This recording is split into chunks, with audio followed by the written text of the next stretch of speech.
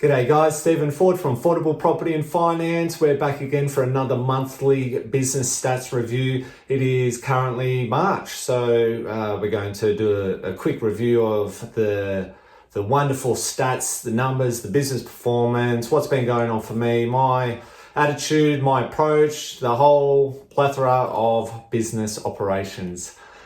This month we saw some consistency in the website traffic. Last month it was quite a big jump, and then this month it's maintained. It didn't continue to grow in that same trajectory, but nonetheless it didn't spike and then fall away again. This month I've actually had 4 new Google reviews from 4 very happy clients. We've had some wonderful outcomes for them, and that's hopefully going to translate into more business for next month. If Google is ranking me better as a result of Google reviews and my response time to those reviews, then they got an immediate response, and I'm hoping that I get a little bit more of the authority in the rankings and more traffic coming through the business.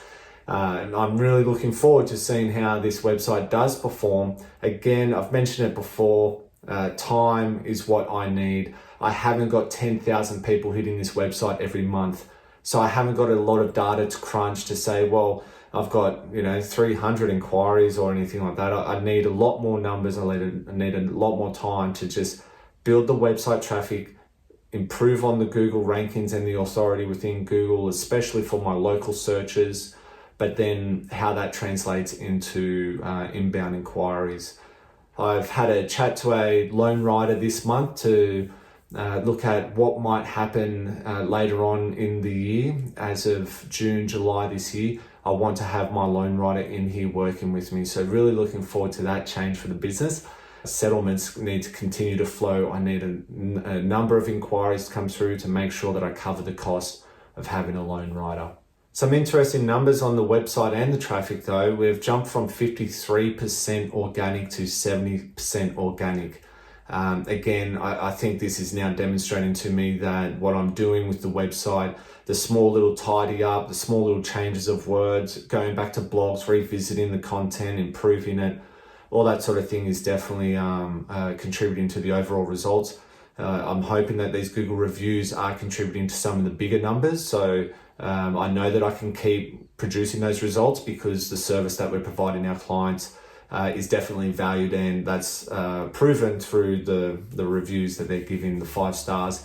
100% 5 stars at the moment, and we'll just keep operating or working towards those KPIs.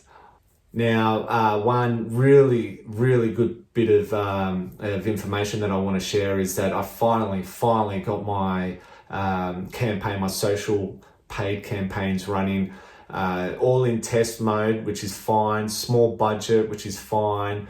It proved that I was getting clicks and I was getting people looking at the advert. They were going through onto my landing page, and that's where it stopped. So I need to change something, the wording, the approach, make sure that I'm getting the conversion from social onto website, filling out a form.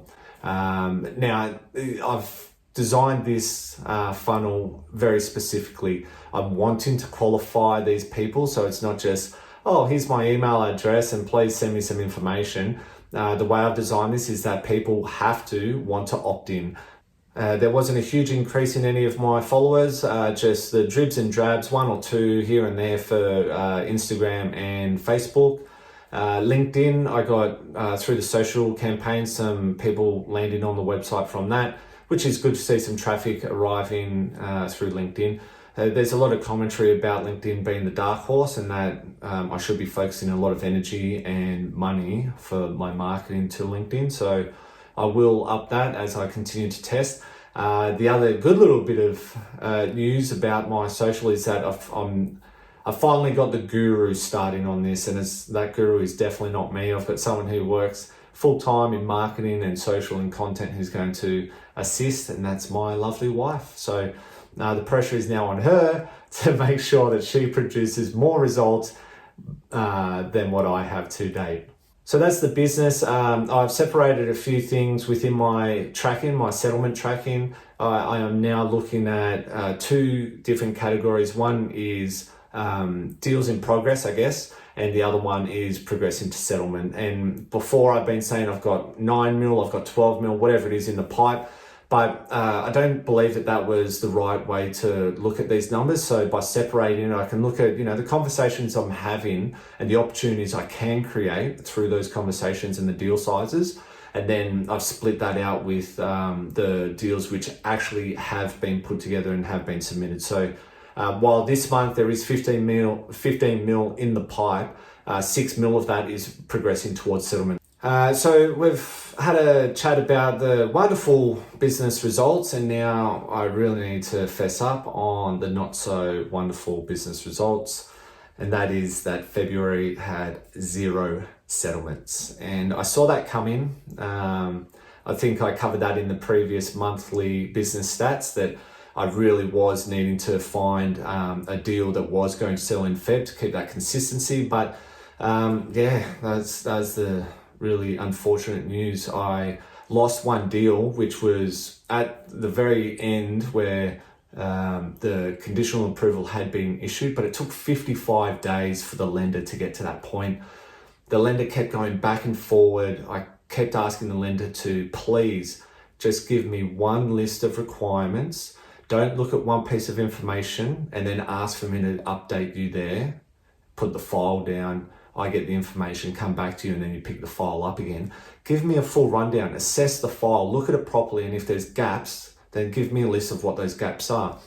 What was really disheartening and really frustrating to deal with, I may have mentioned this in the last monthly stats, but the client declared living expenses which were below what the bank expects to see. So there is this average living expense, and you can look at it and say, you've only listed $100 per month in groceries for a household of 2. And that would indicate, okay, something's missing. Maybe they've overlooked that. Maybe they missed a number. But anyway, if you're spending $100 a month on food, you can pretty much guess that that's below what the average person would spend.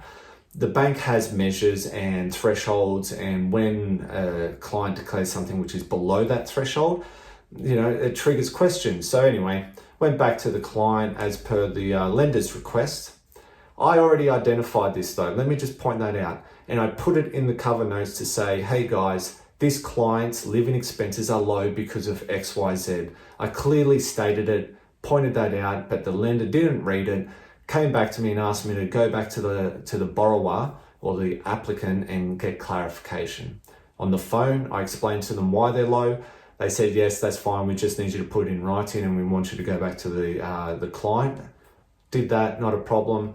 Submitted the exact same response pretty much and just said, yes, absolutely confirm. The clients have a vegetable garden. They eat some of their own produce. They have a lean diet. They don't eat red meats. They're the kind of paleo diet, if you know what that is. And the lender's just like, oh, are you sure? Can you double check with them? Because we're not really confident that they could live off such a moderate cost. And it's like, well, maybe they're not, overly social. They don't go out. They don't go drinking alcohol. They don't smoke. They don't have those large social expenses. Like, there's just so much that went into this application that the lender just was not happy to accept every time I went back to them. And 55 days later, the client walked. That's the moral of the story. It was just a absolute woeful experience for me and the client. Off the back of that, the lender looks absolutely terrible. So I don't think that client would ever consider this lender in the future again. For me, that was a personal friend that trusted me to go and do what I said I would do. They walked. They actually went and spoke with another lender behind my back because I couldn't do what I said I was going to do. Now, that may impact my relationship with that person, which I never set out to do. That absolutely sucks. And that is out of my control because I did the application as I've done with every other lender I've done over these last 12 months since launching the business. A couple of different lenders, as an example, 2 days, assessment, conditionally approved.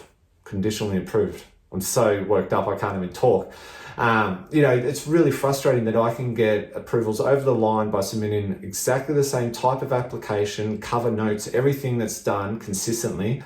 And this lender takes 55 days. It was appalling. So I'm going to get over my little whinge. That's my rant.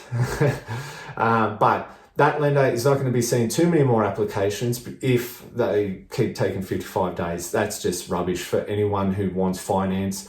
55 days, you think about it, every month that passed, I could have been saving that person $1,600. So you, Mr. Lender and Mr. Credit Assessor and Analyst and the whole team behind, please understand that if a client is looking to save $1,600 a month, that's well over, pardon me, I can't even calculate, $19,000 per year. That's big bickies, all right? So by you guys doing a woeful job, and I'm not going to blanket statement that one, I'll take it back. By a person doing a woeful job, that person is looking forward to seeing $19,000 worth of savings for the next 12 months. That hurts them when it takes you 55 days. So anyway, rant, share, please. Credit assessors, lenders, use this as an example, but you probably already know about this stuff. So my training has been going quite well. I came back from the festive period, got back into training mid-Jan and have been training pretty hard all the way through to the end of Feb. I had one race in Sydney, and when I say training, that's on a kayak for those who don't know what I'm talking about. Otherwise, if you do know what ocean skis are and surf life saving skis are, I currently paddle a surf life saving ski, and I race in a couple of like medium distance races, which is about 10K.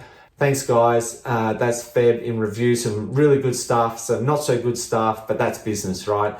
Stay positive, have an awesome March, and I'll speak to you guys soon.